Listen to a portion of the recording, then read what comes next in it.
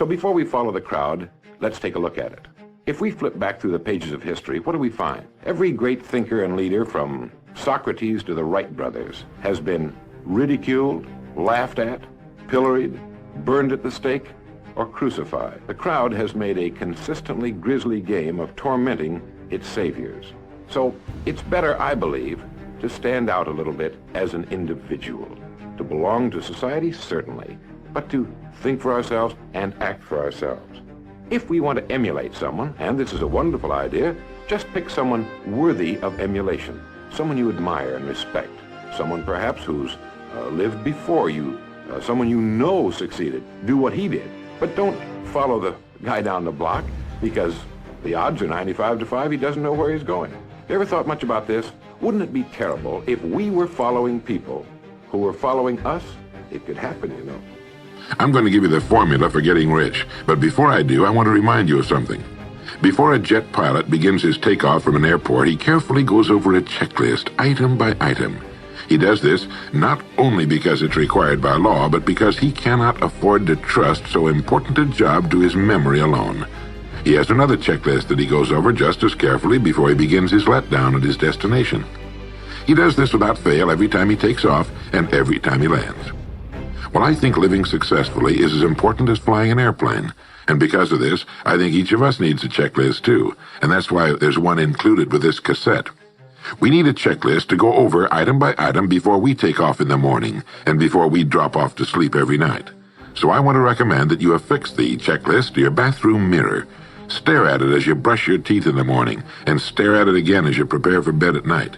Go over each item, and as you do, think of what each item represents. Now here's number 1. It's the formula for getting rich. It also explains why you're in your present position, whether you're earning $6,000 a year, or $16,000, or $60,000, or $600,000. It applies to every adult, whether he's employed or unemployed. It applies to the richest man and to the poorest, and every person in between. And here it is. Our rewards in life will always be in exact proportion to our contribution, our service.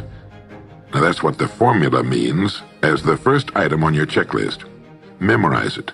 Our rewards in life will always be in exact proportion to our contribution, our service. Listen to it, think about it until you know it emotionally as well as intellectually.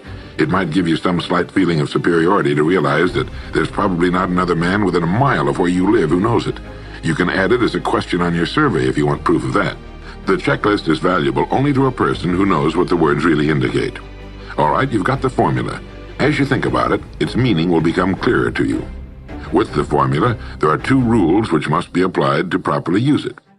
This formula, together with the 2 rules, is your recipe or your roadmap to earning all the money you really want. Now let's take a look at item number 2 on your checklist. And I'm serious about your putting this checklist on your mirror. You'll notice it's pressure sensitive. Item number 2, the gold mine. The Pulitzer Prize-winning playwright Archibald MacLeish, in his play The Secret of Freedom, wrote, "The only thing about a man that is a man is his mind. Everything else you can find in a pig or a horse." Strong words, aren't they? But as long as you live, you'll never hear a truer statement. The key to every human being's success lies in his mind, the gold mine between his ears. One idea can make you rich. A lot of good ideas can move you steadily upward in the work you do, and ideas are free. Now just think, there's nothing now being done commercially that will not be done better, much better in the years ahead. Next year's homes and most of what's in them will be better than this year's. Next year's cars will be better. Next year's manufacturing, distributing, marketing, and selling and advertising should be better. Nothing is now being done as well as it must be done in the future, and every innovation, every new improvement will be somebody's brainchild. See how many ideas you can come up with to help you reach that goal. Ideas to improve what you now do for a living. Ways of increasing your contribution to match your income goal. You know, jobs don't have futures. People do. No matter what line of work you may be in, there is within it more than enough opportunity to last a lifetime. You don't have to think of brand new ideas or revolutionary new ways of doing things, although you well might come up with some. Think of ways of improving what is now being done. If you are to increase your income by the amount you specified, you must find ways of increasing your contribution, your service. And the key to this is to be found in your mind, in that gold mine between your ears.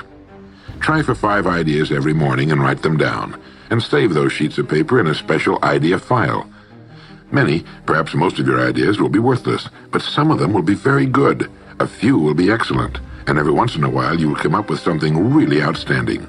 You see, 5 ideas a day is 25 a week if you don't think on weekends. Now that's more than 1,000 ideas a year. One idea can get you to that income you're shooting for. The law of averages swings so far in your favor you just can't miss. Try to develop a sense of expectancy. That is, try to hold the feeling that the goal you're shooting for is a sure thing, and that it's only a matter of time before it's realized. Anybody who spends a good deal of his time thinking is going to come up with a good idea once in a while. The law of averages is definitely on his side. And if you'll think about it a minute, you'll realize that he only needs a few, maybe only one really good idea to make it big. Now, the more you think about it and analyze it, the more it makes you think that what appears to be the risk taker really isn't nearly as big a risk taker as you might imagine. The cards are stacked pretty well for him from several important standpoints. But as I said in the beginning, the spoils definitely go to the risk taker. Life is full of hidden contradictions. One is that the man who thinks he's playing it safe really isn't, and the man who seems to be taking the greatest risks, considering the law of averages, is playing it safest. What constitutes failure? What does a person have to do or not do in order to fail? So what is failure? Failure does not come to a person because he is not recognized by the multitudes during his lifetime or ever. Our success or failure has nothing to do with the opinions of others. It has only to do with our own opinion of ourselves and what we're doing. The only person that can be called a failure is that person who tries to succeed at nothing. Success, as far as a person is concerned, does not lie in achievement. It lies in striving, reaching, attempting. Any person who decides upon a course of action he deems to be worthy of him and sets out to accomplish that goal is a success right then and there. Therefore, failure consists not in failing to reach our goals, but rather in not establishing them. Failure consists of not trying, and certainly Melville and all the others who were not recognized until long after their deaths were successful during their lives because of the fact that they strove all of their lives and gave to their work the best that was in them. And for every Melville that we read about, there have been millions of men and women equally successful, of whom we'll never hear.